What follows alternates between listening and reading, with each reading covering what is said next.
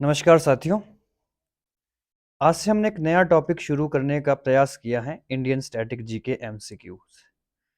अगर आप किसी भी एग्जाम की तैयारी कर रहे हैं, चाहे वो टीजीटी है या सेंटर लेवल के एसएससी एग्जामिनेशन है या सबऑर्डिनेट लेवल के कोई भी एग्जामिनेशन, चाहे पटवारी हैं, पुलिस हैं या फिर बड़े लेवल के अलाइड एनटी या फिर एचबीएस, सभी एग्जामिनेशन के लिए ये स्टैटिक जीके इम्पॉर्टेंट रहता है। ना केवल हिमाचल प्रदेश के पेपर बल्कि इंडिया के कोई भी एग्जामिनेशन के लिए इंडियन स्टैटिक जीके का एक इम्पॉर्टेंट रोल रहता है। तो इसमें भी लगभग हम 10 से 15,000 एमसीक्यूज करेंगे। ठीक है, डेली हम 10 to 15 क्वेश्चंस इसमें हम डिस्कस करेंगे। तो आज से ये टॉपिक हम शुरू कर रहे हैं। इसमें जो हमारा सबसे पहला टॉपिक है जिसके ऊपर हम एमसीक्यू लेके आ रहे हैं वो है अवार्ड एंड ऑनर्स, पुरस्कार तथा सम्मान। पुरस्कार तथा सम्मान, इससे कैसे प्रश्न पूछे जाते हैं या इनकी क्या वैल्यूज रहती हैं एग्जामिनेशन में, वो सारी चीजें हम डिस्कस करेंगे। तो चलिए, पहला क्वेश्चन हम डिस्कस करने वाले हैं। ठीक है, हमारा जो आज का टॉपिक है उसमें ज्ञानपीठ पुरस्कार को हम ले रहे हैं। ठीक है, ज्ञानपीठ पुरस्कार जो कि हिमाचल प्रदेश, सॉरी, इंडिया का एक महत्वपूर्ण सम्मान है, उसके ऊपर कुछ एमसीक्यूज करेंगे। तो पहला प्रश्न आपकी स्क्रीन पर ये रहा, Jnanpith award is given in which field. Jnanpith पुरस्कार किस क्षेत्र में दिया जाता है? Option A literature, option B history, option C drama या डांस। तो इसका सही आंसर क्या होने वाला है? लिटरेचर। तो साहित्य में दिया जाने वाला ये प्रमुख सम्मान है भारत का, ज्ञानपीठ पुरस्कार। ठीक है, इस इस पुरस्कार की शुरुआत 1965 में हुई थी, 1965 में हुई थी, और प्रत्येक वर्ष ये पुरस्कार साहित्य में प्रमुख योगदान के लिए दिया जाता है। Next question, the Jnanpith award is given for. बहुत अच्छा प्रश्न दिया गया है। भारतीय ज्ञानपीठ पुरस्कार किसके लिए दिया जाता है? Promotion of Hindi language, Hindi भाषा के प्रचार प्रसार हेतु, financial help to Indian writers, भारतीय लेखकों को आर्थिक सहायता हेतु, या encouragement for creative writing in Indian language, भारतीय भाषाओं के साहित्यकारों को रचनात्मक लेखन के लिए, या publication help to new writer, नवोदित साहित्यकारों के प्रकाशन के लिए। बायलिंगुअल हम लेकर चल रहे हैं, तो ये आपका आंसर होगा सी। ठीक है, यानी कि encouragement for the creative writing in Indian language, भारतीय भाषाओं के साहित्यकारों को रचनात्मक लेखन के लिए प्रोत्साहन हेतु ये पुरस्कार दिया जाता है। नंबर 3 ज्ञानपीठ से ही संबंधित है। What is the cash amount given under Jnanpith award? Jnanpith पुरस्कार के तहत कितनी राशि दी जाती है? ऑप्शन है 5 लाख, 7 लाख, 11 लाख या 51 लाख। तो इसका आंसर है 11 लाख रुपए। ठीक है, ज्ञानपीठ पुरस्कार के तहत इनाम की राशि दी जाती है। नेक्स्ट क्वेश्चन, ज्ञानपीठ पुरस्कार कब से प्रदान किया जा रहा है? अभी हमने इसके बारे में देखा। ठीक है, 1954 पहला ऑप्शन है, 1961, 1965 या 1969। तो इसका आंसर क्या होने वाला है? 1965 में भारत सरकार के द्वारा इस पुरस्कार की शुरुआत की गई थी। ठीक है, नेक्स्ट क्वेश्चन,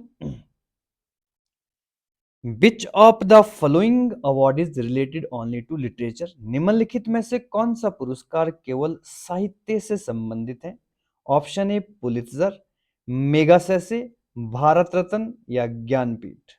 ठीक है, तो पुलित्जर जो आपका अवार्ड है ये भी इंटरनेशनल लेवल का ये पुरस्कार है। ठीक है, लिटरेचर के साथ साथ अन्य क्षेत्र में भी दिया जाता है। मेगासेसे फिलीपींस इस पुरस्कार को देती हैं, जिसे जिसे एशिया का नोबेल पुरस्कार भी कहा जाता है। ये लिटरेचर के साथ साथ आपके बहुत सारी फील्ड में दिया जाता है, जैसे आपका प्रेस के क्षेत्र में दिया जाता है या समाज सेवा के क्षेत्र में दिया जाता है। भारत रत्न भी लगभग 6-7 फील्ड में दिया जाने वाला पुरस्कार है। ज्ञानपीठ इकलौता ऐसा पुरस्कार है जो केवल साहित्य के क्षेत्र में दिया जाता है। तो इसके बारे में ये इंपॉर्टेंट प्रश्न आप नोट कर लेना। Next question, the first winner of the Indian Jnanpith award was from. भारतीय ज्ञानपीठ पुरस्कार के प्रथम विजेता साहित्यकार किस भाषा से थे? ठीक है, तो पहले आपको पता होना चाहिए हमारे संविधान की 8वीं अनुसूची में जो 22 भाषाएं लिखित हैं, 22 लैंग्वेजेस हैं, 8 शेड्यूल ऑफ इंडियन कॉन्स्टिट्यूशन, उसके तहत, ठीक है, ये 22 भाषाओं के क्षेत्र में जो लिटरेचर लिखेगा उसको दिया जाता है। तो जो पहले ज्ञानपीठ पुरस्कार प्राप्त करता थे, ठीक है, उनका नाम अभी इसके बाद मैं बताऊंगा, ठीक है, लेकिन जी शंकर कुरूप थे वो। हिंदी साहित्य, बंगला साहित्य, कन्नड़ साहित्य या मलयालम साहित्य, किस चीज के लिए दिया गया था? तो वो मलयालम लिटरेचर के लिए थे, ठीक है। मलयालम कहाँ की लैंग्वेज है भारत में? ठीक है, आपको पता रहना चाहिए। हिंदी लगभग 9 स्टेट में बोली जाती है, बंगाली बंगाल की लैंग्वेज है, कन्नड़ लैंग्वेज कर्नाटक की है, ठीक है, कर्नाटक की भाषा है, और मलयालम ये कहाँ पर बोली जाती है? केरल राज्य में बोली जाती है, ठीक है। तो यहाँ की प्रमुख लैंग्वेज है मलयालम, ठीक है, तो इस भाषा में दिया गया था ये पहली बार ये पुरस्कार। Next question, who was the first receipt of the Indian Jnanpith award? भारतीय ज्ञानपीठ पुरस्कार से पुरस्कृत प्रथम साहित्यकार कौन था? मैं नाम पहले ही बता चुका हूं, ठीक है ना। तो ताराशंकर बंदोपाध्याय, के बी पुट्टप्पा या उमाशंकर जोशी। तो जी शंकर कुरुप केरल के रहने वाले थे, उनको मलयालम लिटरेचर के लिए ये पुरस्कार 1965 में दिया गया था। क्लियर हो गया है? ठीक है जी, नेक्स्ट क्वेश्चन के ऊपर चलते हैं। Who was the first Hindi writer? बहुत इंपॉर्टेंट प्रश्न बना। ज्ञानपीठ पुरस्कार प्राप्त करने वाला प्रथम हिंदी लेखक कौन था? एच एस वात्स्यन, महादेवी वर्मा, सुमित्रा नंदन पंत या रामधारी सिंह दिनकर। ठीक है, तो आपको याद रखना है सुमित्रा नंदन पंत, ठीक है, ये पहले ऐसे हिंदी लेखक हुए जिन्हें 1968 में 1968 में हिंदी भाषा के लिए ये पुरस्कार दिया गया था। इन्होंने एक प्रसिद्ध उपन्यास लिखा था जिसका नाम था चिदम्बरा, ये भी जरूर नोट करें, चिदम्बरा के लिए इन्हें ये पुरस्कार दिया गया था। आपको कंप्लीट स्टैटिक जीके नहीं पढ़ना है, जो एग्जामिनेशन में पूछे गए प्रश्न है केवल उन्हीं के ऊपर चर्चा करनी चाहिए, वहीं से ही प्रश्न बनते हैं। Next question, who was the first female Hindi writer to win this Jnanpith award? भारतीय ज्ञानपीठ पुरस्कार विजेता प्रथम महिला हिंदी साहित्यकार कौन थी? Option A Mahadevi Verma, option B Mahashweta Devi, option C Ashapurna Devi या ऑप्शन डी अमृता प्रीतम।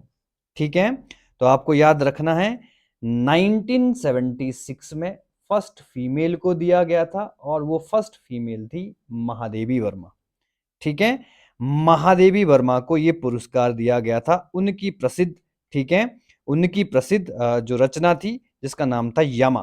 ठीक है, याद रखना है यमा के लिए इन्हें ये पुरस्कार दिया गया था। क्लियर हो गया है? इसके साथ साथ 1981 में 1981 में अमृता प्रीतम को दिया गया था, ये भी आप याद रखें। ठीक है, इन्होंने किताब लिखी थी पंजाबी लैंग्वेज में, कागज ते कैनवास, कागज ते कैनवास, ये इंपॉर्टेंट है। ठीक है, ये इन्होंने पंजाबी का हिंदी में कन्वर्जन किया था। ठीक है जी, और 1982 में महादेवी वर्मा को फिर से ये पुरस्कार दिया गया था। 1982 में फिर से महादेवी वर्मा को इस अवार्ड से नवाजा गया था। क्लियर हो गया यहां तक? अच्छा, एक चीज यहां पर थोड़ी सी मैं क्लियर कर देता हूं, महादेवी वर्मा पहली महिला हैं जिन्हें ये पुरस्कार 1976 में मिला और 1982 में मिला। तो यहां पर थोड़ा सा नोट कर लें, यामा के लिए जो पुरस्कार उनको मिला था वो 1982 में मिला था, और 1976 में इन्होंने एक उपन्यास लिखा था, उसका नाम था प्रथम प्रतिश्रुति। तो इसके लिए इनको ये पुरस्कार कब दिया गया था? 1976 में ये पुरस्कार दिया गया था। क्लियर हो गया यहां तक? तो ये इंपॉर्टेंट है, नोट जरूर करें। Next question, which award is given in for excellence in the field of literature in India? Bharat में साहित्य के क्षेत्र में श्रेष्ठ प्रदर्शन के लिए कौन सा पुरस्कार दिया जाता है? अर्जुन पुरस्कार, भारतीय ज्ञान पीठ पुरस्कार, शांति स्वरूप भटनागर या द्रोणाचार्य पुरस्कार? तो अर्जुन पुरस्कार स्पोर्ट्स की फील्ड में दिया जाता है, ठीक है। भारतीय ज्ञानपीठ पुरस्कार इसका सही आंसर है लिटरेचर के क्षेत्र में। शांति स्वरूप भटनागर हम आगे डिस्कस करेंगे, ये साइंस की फील्ड में दिया जाता है।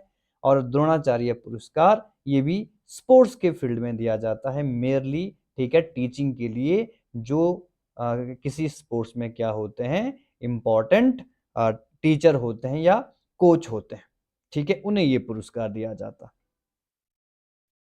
क्लियर हो गया है? नेक्स्ट क्वेश्चन के ऊपर चलते हैं। नेक्स्ट क्वेश्चन है which award is given in for excellence in literature? फिर से यही आपका प्रश्न बन गया है, ठीक है, कि कौन सा पुरस्कार दिया जाता है? तो कालिदास सम्मान, कालिदास सम्मान भी आपके राइटिंग में दिया जाता है। ज्ञानपीठ पुरस्कार भी राइटिंग में दिया जाता है। शांति स्वरूप भटनागर अभी हमने पढ़ा, साइंस की फील्ड में दिया जाता है। दादा साहब फाल्के पुरस्कार ये मूवी में अचीवमेंट के लिए दिया जाता है, फिल्म क्षेत्र में दिया जाता है। तो कालिदास सम्मान भारत का सम्मान नहीं है, ये स्टेट गवर्नमेंट का सम्मान है, मध्य प्रदेश इसको देता है। लेकिन भारतीय ज्ञानपीठ पुरस्कार इसका सही आंसर होने वाला। क्लियर हो गया है? तो बहुत इंपॉर्टेंट प्रश्न हो रहे हैं related to awards. Next question आता है who was the first women to receive the Jnanpith award? ठीक है, हम पहले ही डिस्कस कर चुके हैं। हिंदी के लिए अगर पूछा जाए तो महादेवी वर्मा, ठीक है। अगर फर्स्ट विमेन के बारे में पूछा जाए तो अमृता प्रीतम, ये भी नहीं है, इनको भी जरूर मिला है। महाश्वेता देवी, इनको भी मिला है। आशा पूर्णा देवी राइट आंसर होगा, ठीक है।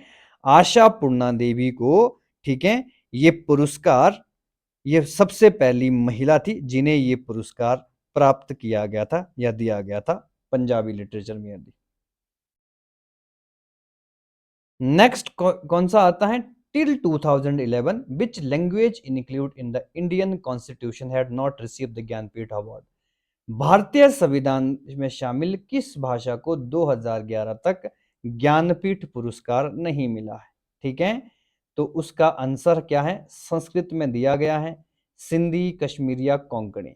पता रहना चाहिए, कोंकणी ये गोवा की लैंग्वेज है, ठीक है। कश्मीरी ये जम्मू एंड कश्मीर की है। संस्कृत बहुत मात्रा में हिमाचल प्रदेश की लैंग्वेज है, उत्तराखंड की लैंग्वेज मानी जाती है, ठीक है, वहां पर भी सब लैंग्वेज के रूप में इसको स्वीकार किया गया है। सिंधी ये हिमाचल प्रदेश, सॉरी, भारत में सिंध क्षेत्र तो नहीं है, लेकिन मध्य प्रदेश में इस भाषा का भी प्रमुख रूप से प्रयोग किया जाता है और कुछ मात्रा में J&K में, ठीक है। तो सिंधी भाषा को 2011 तक कोई भी ज्ञानपीठ पुरस्कार नहीं दिया गया था। Next question, doctor Ravuri Bharadwaja was chosen for the Jnanpith award for his contribution in which language? Doctor Ravuri Bharadwaja को किस भाषा में उत्कृष्ट साहित्य योगदान के लिए ज्ञानपीठ पुरस्कार से नवाजा गया था? ठीक है, तो 1983 में, 1983 में इनको ये अवार्ड मिला है, ठीक है। तो वो कौन से राइटर थे वो? ठीक है, तमिल, तेलुगु, कन्नड़ या मलयालम? तो आंसर है तेलुगु राइटर थे, ठीक है, इन्हें ये पुरस्कार दिया गया था। क्लियर हो गया है? तकरीबन 17 उपन्यास लिखे हैं इन्होंने, ठीक है, बहुत इंपॉर्टेंट है ये। नेक्स्ट क्वेश्चन, तो मेयरली आज 14 क्वेश्चन हमने डिस्कस किए हैं, ठीक है। नेक्स्ट क्लास में हम लगभग एवरी क्लास में 10 से 15 क्वेश्चन हम मेयरली करेंगे।